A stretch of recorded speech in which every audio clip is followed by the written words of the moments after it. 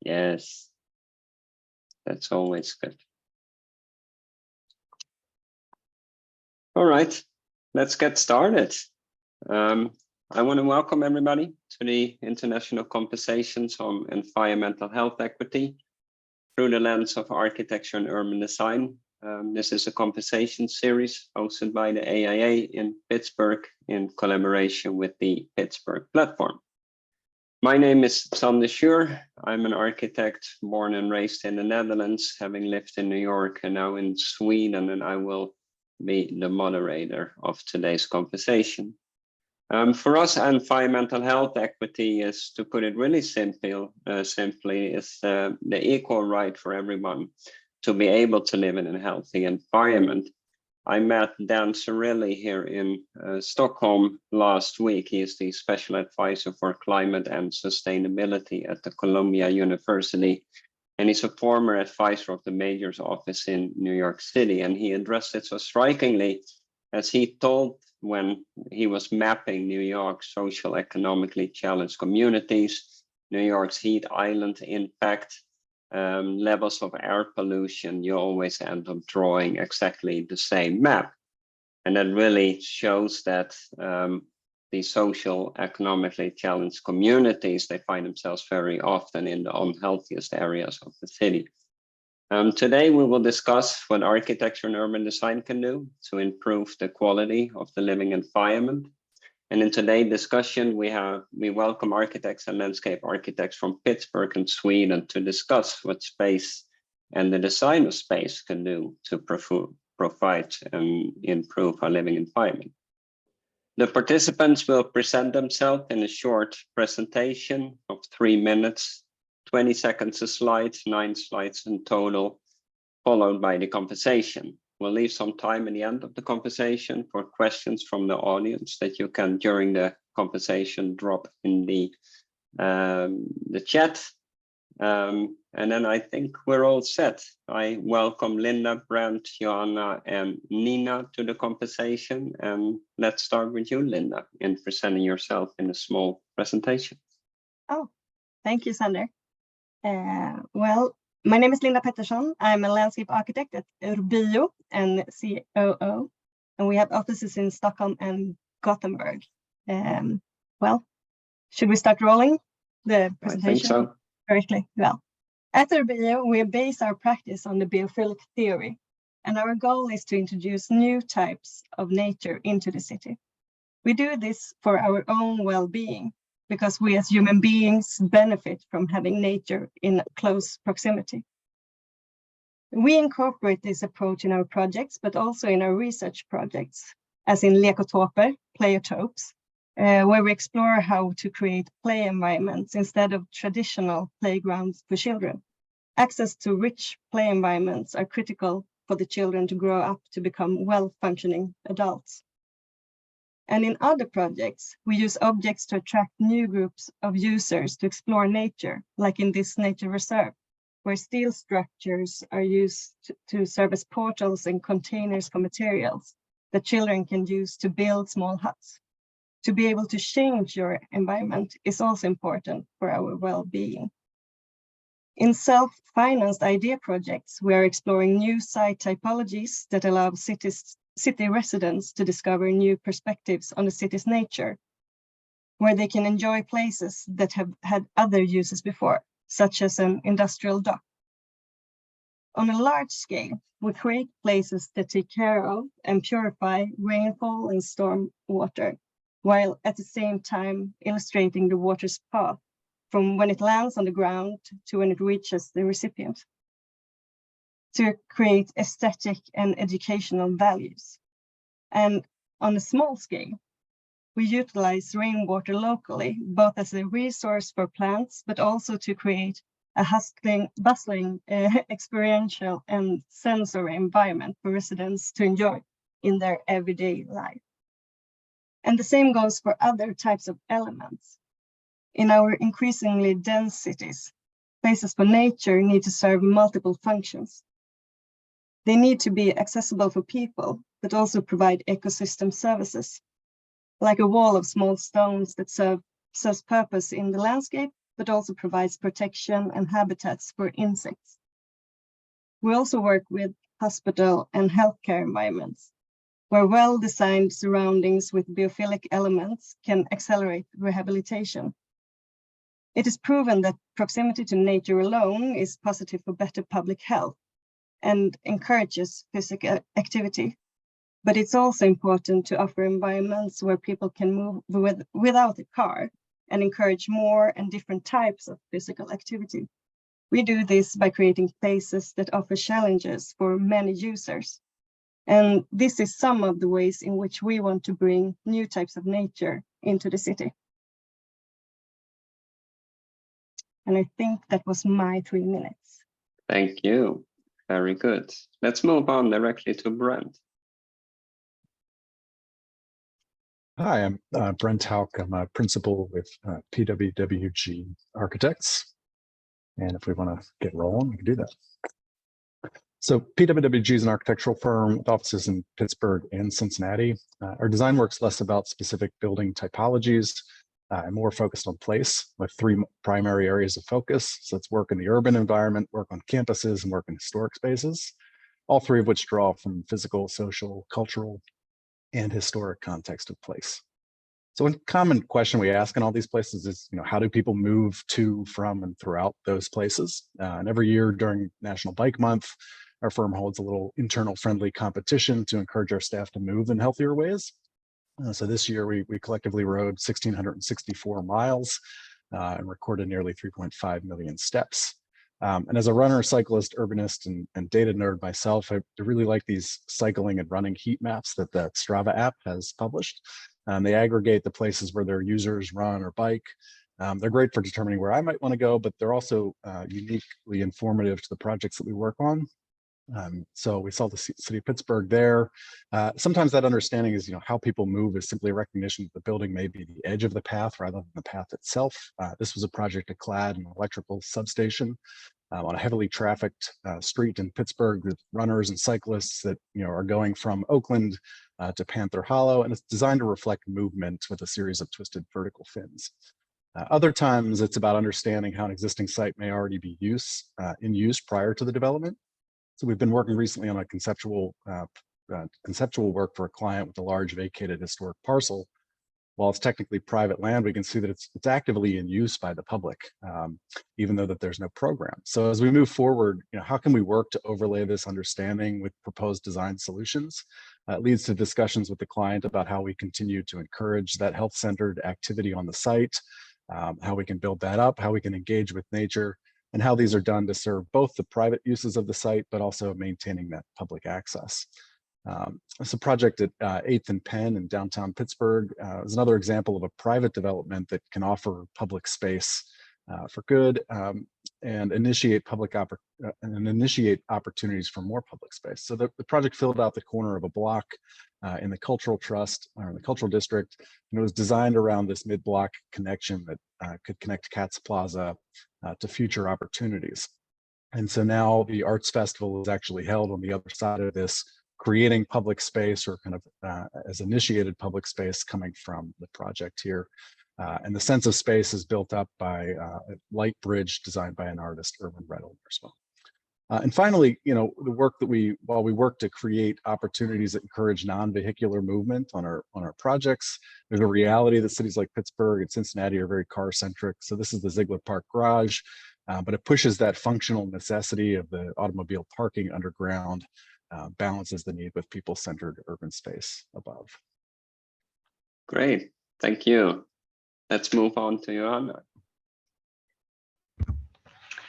Hi, my name is Johanna Elgström, and I'm a landscape architect with a special focus on health, activity, and play. I've worked for the city of Helsingborg for 8 years, and before that in Stockholm. And I'm also educated in the Convention on the Rights of the Child. Helsingborg is a city just by the sea, close to Denmark, and tourism is important for the city, and the port is the second largest container port in Sweden and one of the leading ones in Northern Europe. As I said, Helsingborg is located in southern Sweden, about 600 kilometers from Stockholm and close to Copenhagen. The town has 150 inhabitants and is a part of the greater Copenhagen area with a total of 4.4 million people. In Helsingborg, we have an overall program for quality of life. It describes how we contribute to the global sustainability goals in a local context. It contains four desired directions, and one of them is lifelong activity. Today, we are aware of that an active child often stays active through life. While most cities in Sweden put down playgrounds, we have turned the other direction. We have chosen to increase the number of playgrounds to have a net of places for children. The picture is showing how 4 generations of 8-year-olds were able to go out on their own. With a decreased possibility to move on your own, it's really necessary to find places for activity close to your home. Right now, we are working with a new district with a focus on health, sustainability, and children. We have an area with large grown-up trees and more than 100-year-old oaks. The city's new hospital will also be placed here, and the idea is to let the greenery come close to the hospital and have a seamless transition to the natural areas around. Other than that, we're testing new innovative solutions. We are making it easier to walk or go by bike or getting the bus rather than driving your car. And we're also planning a large activity park here with all the existing nature together with green areas. This park, Dockanparken, is a new built park in one of the old docks of the shipyard in the harbor. It is quite next to the central station and a part of the new urban development called Oceanhamnen. As one can see, the traces and structures of the former shipyard are preserved. To set the theme of the playground, we asked the children of Helsingborg what they would like. An overwhelming majority of the proposals were jungle with real trees and plants, no painted equipment looking like trees. The children described that they wanted to enter another world and atmosphere. And they were totally right. A jungle is exactly what's needed here. We also have an increasing population of elderly people. Together with researchers and innovation, we created a garden for elderly people suffering from dementia. This is a picture of what we can call a living room, a place where one will find things to remember, all from the floor to the lamps to the plants. And we also have music here. Thank you. Are you ready, Nina? Yes. Hi, everybody. My name is Nina Chase. I'm the co-founder and principal of Merritt Chase. We're an 8-person landscape architecture practice here in Pittsburgh, and our work focuses on public space projects for communities across Middle America. So here in Appalachia and Pittsburgh, and also across the Midwest. We also have an office in Indianapolis as well. So with that, we can get started. So in the 3 minutes I have, I wanted to highlight the themes of equity and public space through the lens by which we do our work, which is really to amplify the power of the public realm. And this has to do with the physical spaces we're designing, but maybe more importantly for this conversation and equity, the processes by which we collectively design our outdoor spaces. And a lot of our work revolves around the idea of uncovering the power inherent in collective shared public space. And we have an interest in really expanding what you might consider the urban public realm in many cases of our work. And so for all of our projects, we ask the question, how do you build momentum for the transformation of the public realm? And so for us, building momentum for public space happens in many ways. We build momentum through traditional permanent landscape architecture and client-led project work like the images you see on the screen, streets, plazas, parks. But we also do this work for more equitable transformation with engagement, research, temporary pop-ups, and community events. And we really have found a sweet spot of forming at the intersection of doing both long-term planning and design work and short-term activation, the traditional project types for a landscape architecture office, while also working with community partners on the short-term work, the pop-ups, the temporary projects that help really create a shared vision for a longer-term investment. And this thinking has translated into a way of working for us in our office that expands the design process beyond the traditional plan, then build design process on the left. Our design process on the right expands the stages at which we apply creativity to include engagement, planning, phasing, testing, building, programming. And we would like to say that we're not only designers of projects, but also of processes. And so I wanted to share a couple of examples of that work. Here's some of our engagement work. Think less stuffy community meeting in a basement vibe and more being very visible at an event at a project location. But a lot of examples, we've done billboards and portable playgrounds and sketching with kids, but ways to really include folks through the engagement. And that all leads and builds a foundation to our long-term planning work, where we create with our partners the physical recommendations for public spaces directly informed by all that feedback. And so these are also, again, some examples of that work across Middle America, in Cleveland and Indy, some of our research with the Architectural League of New York. And then that planning work rolls right into testing, where we take those long-term plans and kind of break them down into bite-sized short-term projects that become tests to kind of validate or not through community use and feedback, what we're doing well, what maybe needs to change for the future of a project. So these are some pop-up projects that we did with duct tape on the left. And then all of this kind of builds into actual final result of a final long-term landscape, with the building of the project and the programming going hand in hand. And ultimately, this full expanded process really results in equitable public spaces, really deeply informed by this process through research and history and community input. Thank you, everybody. Thank you. Really good. I sent you, the participants, some questions, and we'll have them as a guidance in the discussion or conversation.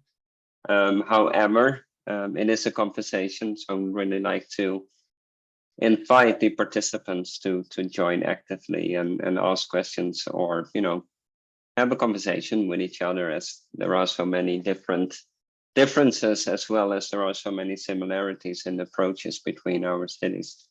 The first question we kind of prepared from our end is can you reflect on the relation between the built environment, architecture and design, and environmental health equity? What can we do as an architect or as a landscape architect? What is our responsibility, and maybe even what can we do in the projects we get with maybe clients that are less interested in environmental health equity or other socioeconomic challenges we might face in our work?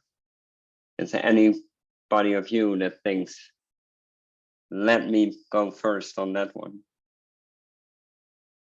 For us, in a lot of our work, it has to do with connectivity and access. As landscape architects, we're always thinking about the kind of space between buildings, and if it's an individual project, how can it then relate to the greater context of a community? So we first like to think at that kind of larger scale and understanding where there are currently limitations to connectivity and access, and that often brings up good conversations with our clients if it's a private client, or if it's a public client and there's more of an engagement, more public engagement process as part of that work. That's usually one of the questions that we ask about first, are what are the barriers to entry to a place, and how can we physically create better connectivity and access to a place, whether that's taking down tall walls or building better connections through crosswalks and sidewalk access, getting rid of fences, thinking through those physical changes that we as landscape architects actually have agency to implement over the long term. Well, I just have to agree on that. That's one of the most important things, I think, the connectivity and how we can try to, from the planning stage throughout the whole process, try to connect places, and also how important it is. For me, it's really interesting how important it is to for those small elements to be connected. Like Brent, you talked about the way you bike or run, and we all know that it's so easy to be interrupted in your way of moving, and you choose another way or you choose another transport. Like you can easily choose your car if you know that it's a lot of hills or your sight lines are interrupted, you jump into the subway instead. So it's those really small things in your everyday life that really makes a difference, I think. I can totally agree. I think it's very important that we make it easy to move around in our public space. And a politician once said to me that I will probably enter less than 5% of all the buildings I can see while I'm walking in the city during my whole lifetime. And true or not, I cannot say what's correct here, but I think it's And it's not with this not saying that the interior is less important either, because everything is important here. But when it comes to equity in public space, I think it's very necessary to also ask oneself who we are designing it for. I think everyone should try to walk around in the city for one day as the eye level of a 5-year-old, for example, or getting around the city in a wheelchair or as a blind person. I think it's necessary to really understand who we are designing it for. And I think also that we need to get the different perspectives to develop our toolboxes and create a city that is more equal. And of course, there are some tricky questions here to solve, of course. For example, also, does it need to be light everywhere, or should we rather get prior to the ecosystem, for example? So it's complicated to work within a city, but I think we need to start to focus on the human being and all the ecosystems in the city. I did want to say one quick thing, Johanna, about your comment that the politician made about you only go into like 5% of buildings, but yet you participate fully in the public spaces of a city. And I remember very vividly as a kid, when I was a kid, thinking about that. I knew early on I wanted to be an architect because that was the only thing that was presented at the time. But when I learned about landscape architecture, I realized that that's actually, I was more interested in, again, those kind of spaces between the buildings, because everyone has access to it, and it's the should be in its most ideal form the most like democratic space, because we all share it. But that's so interesting that he said that. That really resonated, because I have felt that deeply, and it was one of the reasons why I became a landscape architect and not an architect at a certain point in my career.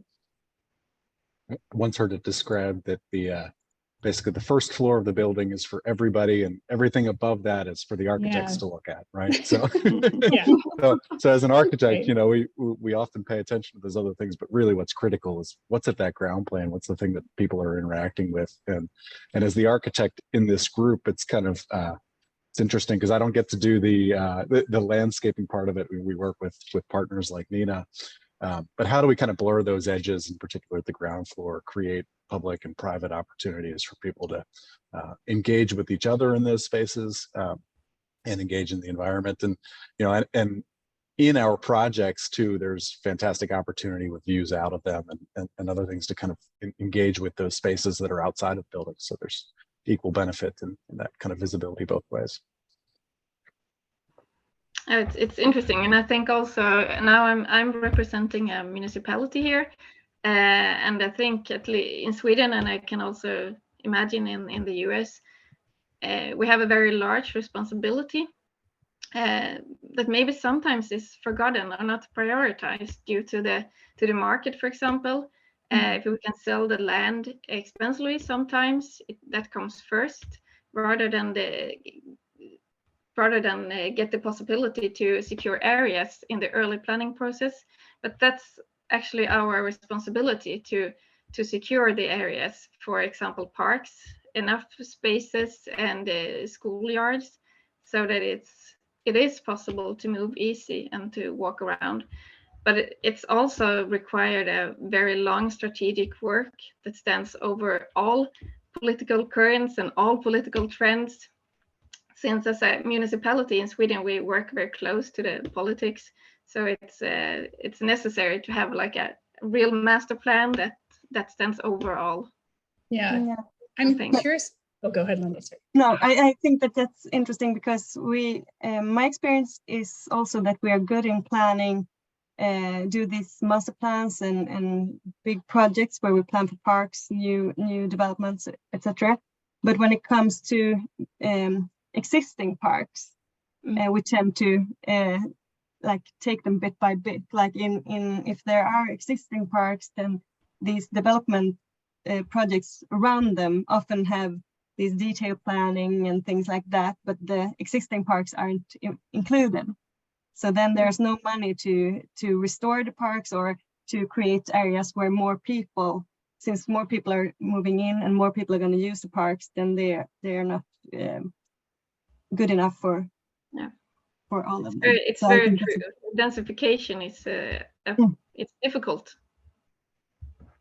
I'm curious the difference in a place like Pittsburgh and where you all are, the difference between those kind of tools that you have as landscape architects or architects and designers to help advocate for those things. In Pittsburgh, there are a lot of organizations and boards and groups that will review projects. So there might be a developer who wants to build something in downtown Pittsburgh, and there are groups that are part of the government, and then also groups that are not part of any government agency that are just advocacy groups kind of advocating on behalf of good open space principles, good urban design principles. And there's, there tends to be pushback from developers and folks who don't want to have a lot of process like that because it makes a project longer, and to them that's time and money. But I'm curious if that's the case in the cities that you're working in, and how that might be different than how we do it here in the States. Or it's the same. Should you go first, Linda? Or I think you know best, municipality. I think it's pretty much the same, the thing you describe. I think it's not, I don't think it's very different from how it's in Sweden. The market and the developers, of course, it's they have a certain prior often to politics, because it's then we start to talk about economy also. And I think often economy is the key word for all these things. And I think we are the architects, we have to be better to start to talk about economy and how things actually, how health equity is so important, because it will cost so many hundred of billions if we get an elderly population, and we also get sick people caused by, for example, traffic and so on. So I think we need to be better to how we talk and how we suggest things. We need to be better in that, and also think we have to start to. I think one of the key success things is to start to work together with other professions, for example, traffic planners and so on. We need to have,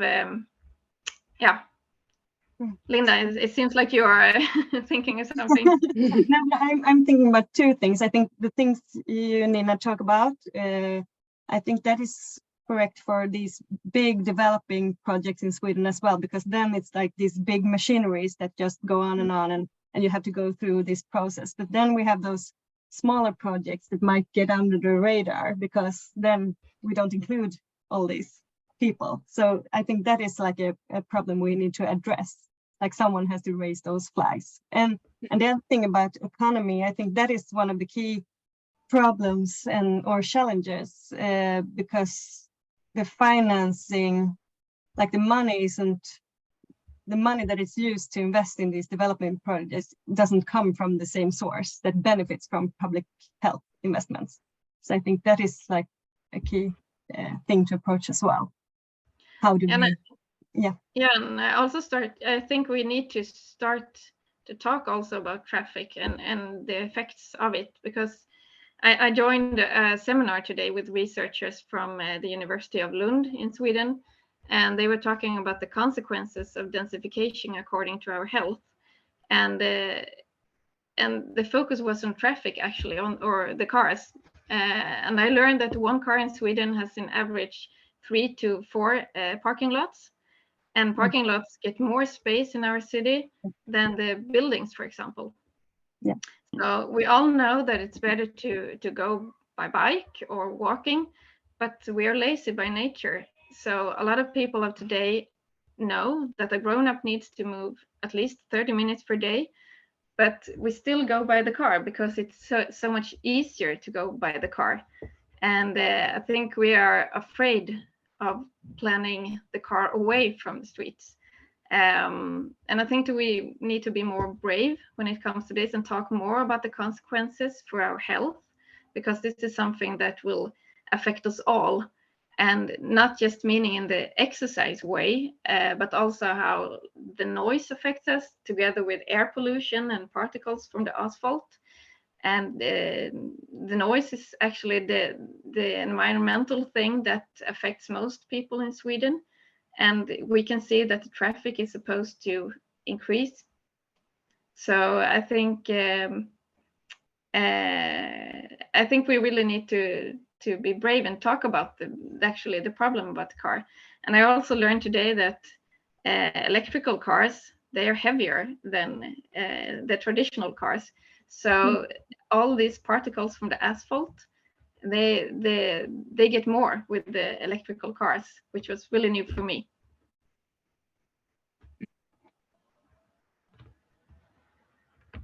Interesting. I didn't know that there was more car parking than buildings in our cities. That's quite striking, to be honest. We probably have it times 10. If you all have it times 4, one of my like major complaints about working in Middle America, and when I say Middle America, I mean not the coast. I'm from West Virginia originally, but I spent a lot of time in Boston, which has relatively very narrow streets and has in American urban building form feels a little more European than some other cities, and Pittsburgh actually has relatively narrow streets because of all of the topography. So we have a lot of steep hills and valleys and rivers and stuff.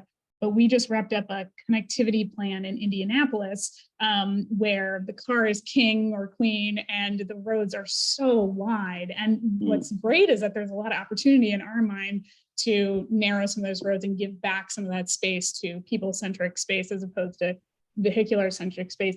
But it's also very culturally baked into how a city operates and works. And so that's been a big part of the engagement for that project, is having conversations about street width and kind of illustrating, using our tool set as designers to graphically represent what a future could look like that might be a little bit different, even if we took one lane of traffic away when they have 6.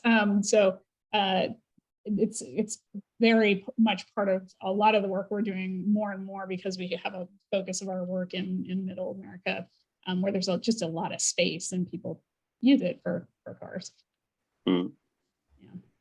That's crazy in a way. Linda and Johanna, you kind of brought up in your presentation the integration of nature. Little less apparent from your side, Nina and Brent. Is that something you work with, or maybe there is a difference between our cities in that regard? Brent, you and I. Well, I was going to say, I think for our work as architects and less as landscape architects,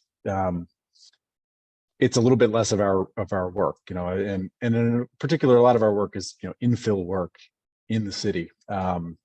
So it's quite dense urban environments where we're lucky if we get to work next to the river along the kind of riverscape. So I think I think it's just the nature of our work a little bit, but it's certainly an important part. And when we do get the opportunities, I guess when it is there, it's always an important part of both the interior and the exterior aspects of the building when we plan on. Pittsburgh, I think one of the great things about Pittsburgh is the kind of topography here. I don't know what the topography is like in Stockholm, but we've it's kind of amazing. I was up on the roof of a building yesterday. It was just a little 4-story building, and looking around, and it's just phenomenal viewscape that you get with these kind of steep hillsides adjacent to the rivers that drop in. So there's a kind of a lot of opportunity to engage with nature. Actually, if we were talking about that street level earlier and how important that is, but there's also some great opportunities when we kind of get a few stories up. To kind of engage in a different way. I would say, Sandra, to your question, our work is often in very urban contexts that are, and I would say as a firm, we focus a little bit more on maybe like plazas, streetscapes. We do park work too, but more the images I showed today are a little bit more of our work that's a little harder, but integrates a lot of sustainability principles and thinking about stormwater capture in different ways, but it might not look as lush and green, some of those examples.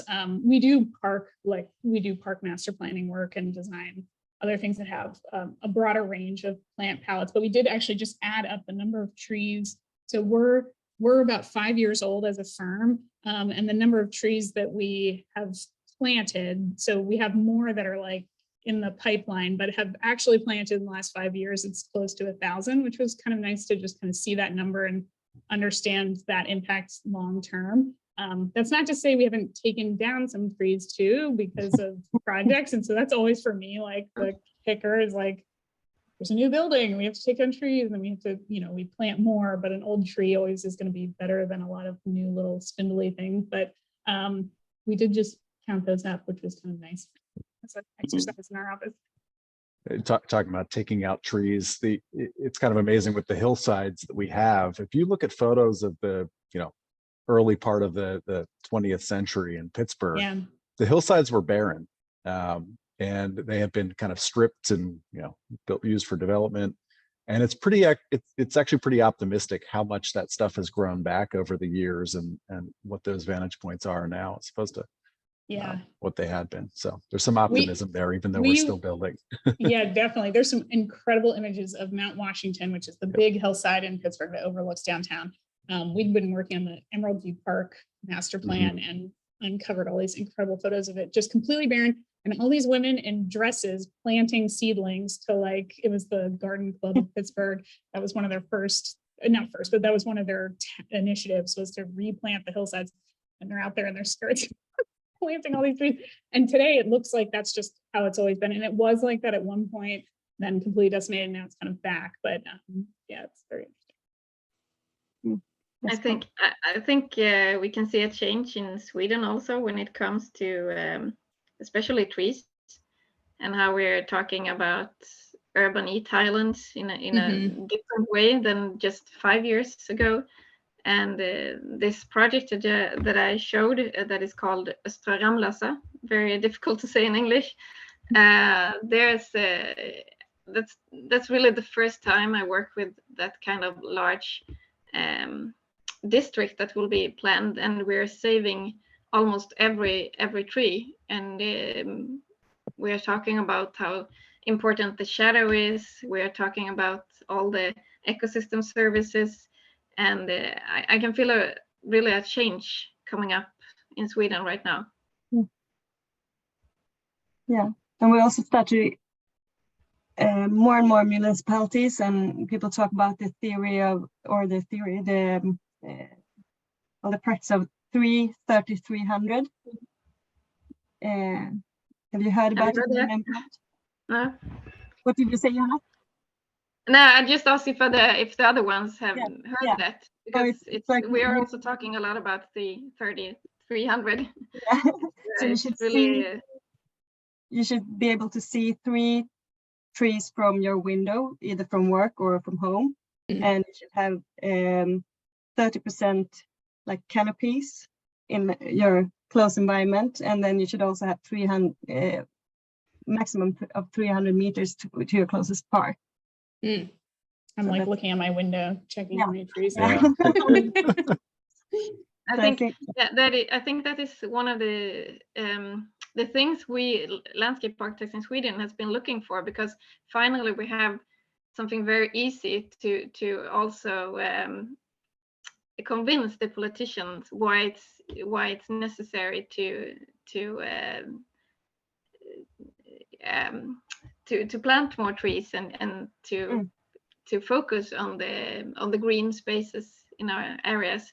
So I think that's when I said we have to be better how we talk and how we explain our work and what we do, because sometimes we use our architectural language and it's so difficult for others to understand.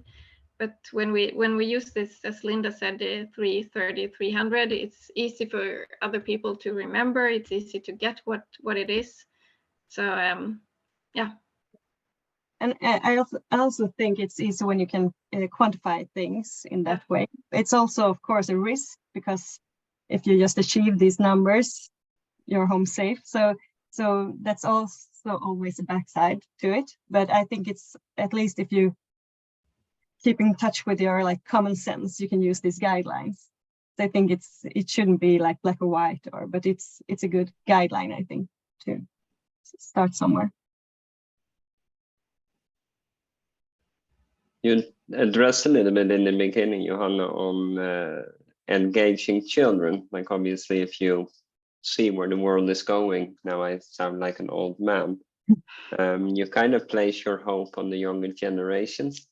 How does that process go? Like in the reference project you showed, the children want to have a zoo-like jungle. Like their comments might not always be in line what the city wants or in line what is achievable. Can you reflect a little bit more how you work with the input of children? Yeah, we've been working with children and children's IDs and having dialogue with children for a very, very long time. I can also say that the Convention on the Children's Rights are now since 2.5 years ago. It's also the Swedish law. So children's rights has got an enormous focus the past years, I would say. But we have been talking with, we have been having dialogues for a very, very long time. And we have different dialogues. In this special project, we started actually to, we sent to all the schools and preschools in the city that we had competition of who could come up with the best idea for a theme for our next playground. So we had over 100 of competitors in this. It could be a whole class, or it could be just 2 students or 2 children from the preschool or so on. So it was very different. A lot of children joined us in this.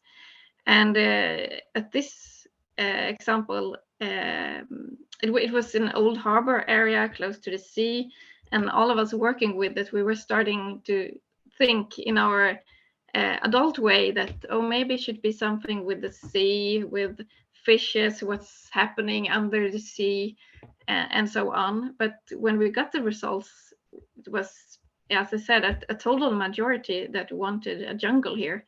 And I think it's kind of a reaction also from the children, because we were building a new, quite dense area. It was difficult to get a lot of trees into the streets because, as you know, it's always difficult when all the pipes and everything that is under the ground. So I think it was a kind of a reaction from the children that they really wanted a place where they could feel one with nature. And I think the jungle is it's exotic, of course. We don't have jungles in Sweden, but I think it's a reaction that the children really want. They want trees, and as I said, they wanted real trees. They were really strict on saying that we don't want these fabricated trees that you just paint like a little brown and green. We want real trees, and we wanted to feel like we're inside a jungle. So we actually also have a sound system in the playground for children with, for example, if you're blind and you cannot see everything in the jungle, you can at least feel that you're inside the jungle. You can hear the monkey jumping in the trees and talking to his friends, and you can hear a bird flying over the trees, and this typical sounds from a jungle. So it's I think it's that the children they really ask for trees when we are working with them. Is children's perspective important in the work you do in Pittsburgh? Yeah, we often have kids be, and as part of the phases of engagement that I mentioned in our design process, we will specifically create opportunities for kids to weigh in on projects and try to either locate the engagement activities during times that they'd be available, but also make activities that are very specific to them.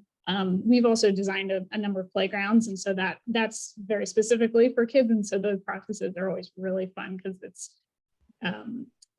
things that they will directly play with every single day, and we know that it's like built for them. A couple of playgrounds in particular, we've had these workshops. One, when during COVID, we made little worksheets and sent them digitally to all the schools and the neighborhood groups to send out to neighborhood kids, and then they did these activities at home about what their ideal playground would be, and then sent them back. And we were able to really like pull very specific recommendations from those drawings that they made and integrate them into the playgrounds that we were designing, which was really fun. Yeah. And it's so nice to work with children in the planning process, I think, because you always get surprised.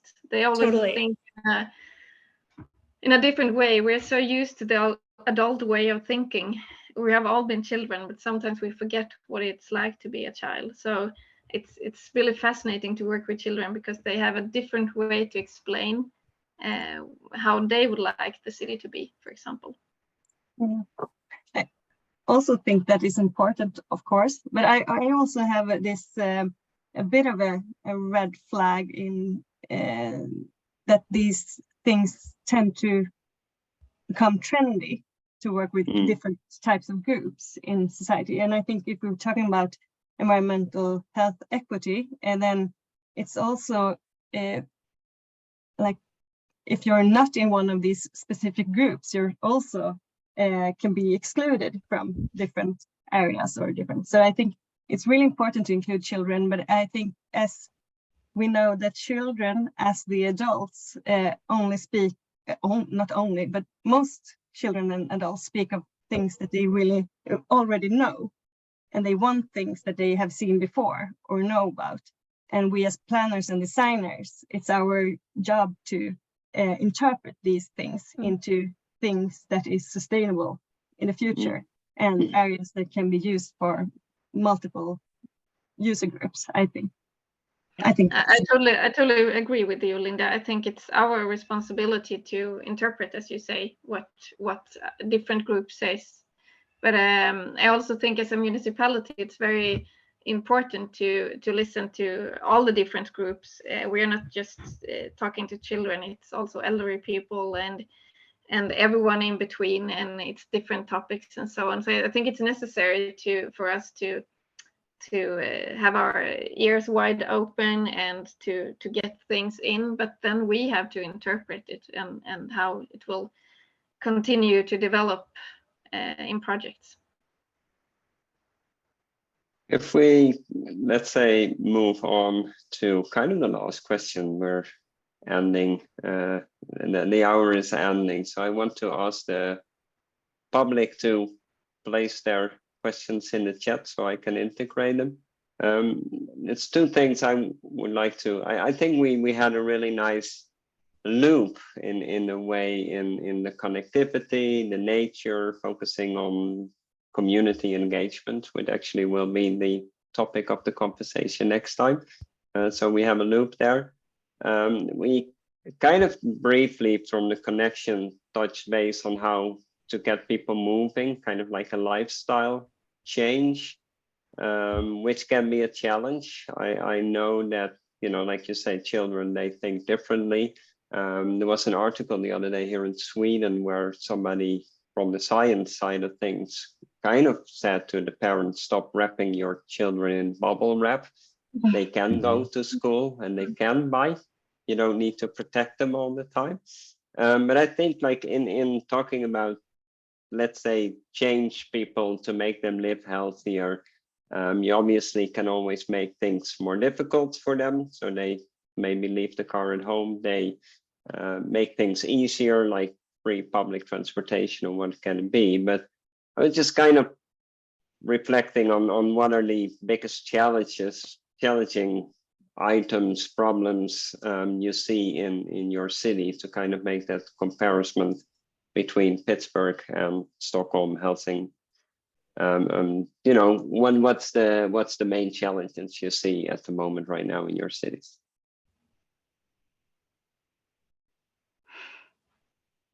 In Pittsburgh, I think one of the things related to kind of connectivity and access to open spaces that would help, in thinking about good habits forming around walking more and the things that I think are healthy in a city. To me, there are a lot of disjointed parts in Pittsburgh. So there's a lack of contiguous connectivity from park to park, or even from neighborhood to neighborhood in the flat parts of Pittsburgh that are the easiest to move around on via bike or on foot. And there are so many incredible groups, as I mentioned, advocacy groups that are doing work to connect those things in the city too, through planning and implementation. But there's still so much work to do to make that as easy as possible for people. There's also, I think, there's been lack of investment in public infrastructure like buses and bike lanes and things that would connect all of those components together. And I think that's where it's tricky when, depending on the cycle of government that we're in and where money is flowing for certain projects, making sure that there is a priority for that kind of thing and public investment in the public infrastructure that exists. I would also say just historically building trust and knowing that for decades and centuries, there have been very intentional, not equitable and intentionally segregated moves to segregate parts of the city in Pittsburgh and in a lot of American cities, especially around highways and vehicular access. And so, lack of trust in just what a government agency says they're going to do and what they're actually going to do. I think that's something too that we are constantly thinking about and are coming up against, and trying to work collectively with our partners and communities to help shape what that future looks like. Because the previous actions were really based in racist and sexist forms of government. So it's something that I think is very much at the forefront of a lot of the work that we're doing in the public realm. Yeah, Nina, I would second your comment about the disjointed nature of things, and threw up the kind of maps of where people are traveling, and there are so many great paths that are just kind of broken in between. And you say, if I could just get through that little leg, and it's just disconnected, whether it's a railroad track coming through there or other things. That we do have some really phenomenal parks in the region, in Shenley Park, Frick Park, Riverside Park North, so there's these great kind of moments, but the kind of interconnection between them is a struggle. I mean, I think the other thing, and Michelle kind of threw this into the chat, is challenges in our downtown environment. We have homelessness issues here that have been more prevalent than they were in the past, which I think has led to just people being less physically active downtown. Walking across downtown is different than it was years ago. So people are not taking the walk that they used to because of those challenges. I don't have any great solution to it, but that's a more recent problem that I think trying to solve. And the built environment can probably handle parts of it, but I think that there are also political issues that need to be kind of handled there to create that kind of safety that people want to walk from where I am on Smithfield down to catch the bus at the other end of town. Yeah, I think that is a big issue as well in Sweden, or I don't know if it's as big as in Pittsburgh, but I think the experience of safety is really important, and the thing that you said, Johanna, about the distances that children have been able to move around in the city, it has now narrowed down to just like they can't really walk outside the door. And I think that's where it has to begin. Like, as a parent, you have to be able to trust that your children can go out. If they don't do that as a child, they're going to become the same parent as you are today. So you have to start the process somewhere. And I think that Sander, you said something about making people leave the car at home. And I think we should make environments that are attractive instead, so that people want to move outdoors and leave the car. And for us, one way is to, if people can't go into the nature because you're afraid or it's too far away, or I think one aspect is to bring nature into the city, just for people to start getting the sense of how it feels and how it affects your well-being. And then maybe next step will be getting further out. And of course, that's an utopia, but we really think that you can push people in some direction. And I think it's really important that we, it starts with the children. I agree with you, Sander. We need, in the biophilic theory, there is this part that if you don't know the names of trees and bushes when you're a kid, you don't care about them when you're grown up. So we need to start somewhere. And I think, as you said, Linda, we need to, piece by piece, getting the nature maybe into the city to, if it's difficult for us people to get out in the nature, I think the nature has to come to us. And I think it's a way we need to go, really. But for us, I think in Sweden in general, but and now I'm talking especially about the municipality that I'm working in, that the most difficult thing right now, I think, is that the architects and the planners and the politicians have different pictures of what a good environment is. And especially when it comes to cars, we have a majority of politicians right now that think that it's everyone's right to use the car in the way you want, and that when we are developing old squares and so on in the city, in the old city, we're not allowed to get away parking lots, for example. So I think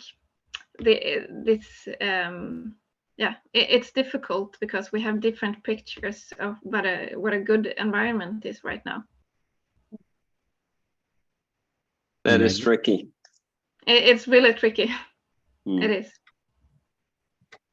You know, you mentioned the idea of your work trying to like build momentum towards other works, and I think that idea of momentum is also equally important in terms of, you know, kind of physical health. And you know, our children have that momentum, you know, for more than enough of it. I have 4 kids myself, and they would love to go to the park every day, you know.